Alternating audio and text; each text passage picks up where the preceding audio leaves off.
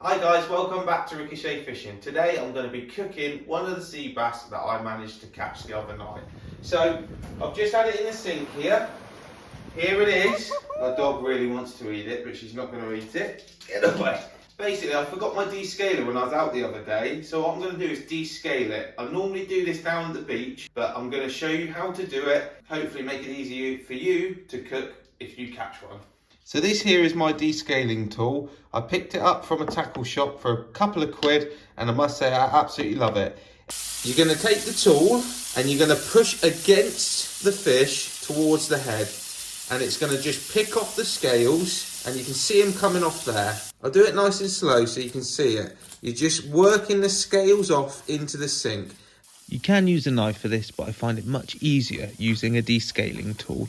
Using some kitchen roll, you need to get that fish really dry. The idea is you don't want any moisture on it when you add the olive oil later. And I always find once you've got it scaled and cleaned, get the fish dry and then you can carry on prepping it. So guys, now that the bass is dried, what we need to do is get rid of the dorsal fins. All of the fins on the bass have these spines on them, and they can be pretty nasty if you get spiked by them, and also we don't want them on the plate. So I'm going to take my scissors and we're going to remove them. So all you need to do is snip them off. Just get your scissors and chop them off. Like so. Continue to do that on the rest of the fins and you'll be absolutely sorted and ready for the next step. Fillets of sea bass are absolutely lovely, but what I'm going to do today is I'm going to cook them whole. I personally think having them whole is the best way to experience really nice fresh fish. A lot of people score the fish 3 times down the side to let it cook, but personally I think the skin is some of the best part when you're cooking a whole fish. So what I'm going to do is I'm going to take my sharp fillet knife and I'm going to do 1 incision along where you would imagine the spine to be. This will allow the heat to get in through the fish and cook it throughout and get a nice crispy finish on the skin once it's on the barbecue. So all you need to do is make 1 long incision along the whole length of the fish. And that will allow the heat to get through. So what you want to do, make sure it's all the way along and repeat that on the far side. So there you have it, a beautiful fresh prepared bass.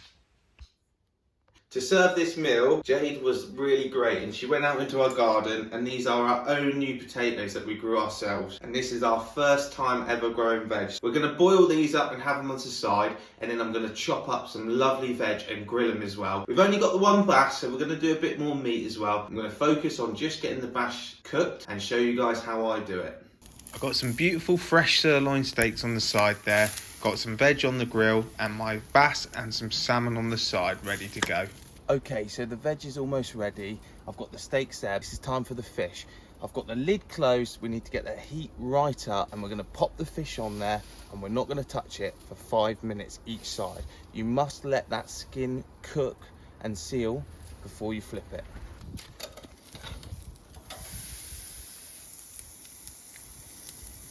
Stopwatch on, so use the tools you have to get a consistent cook throughout. Gonna get the lid shut And allow that fish to cook throughout. Right, 5 minutes is almost up. Let's flip the fish.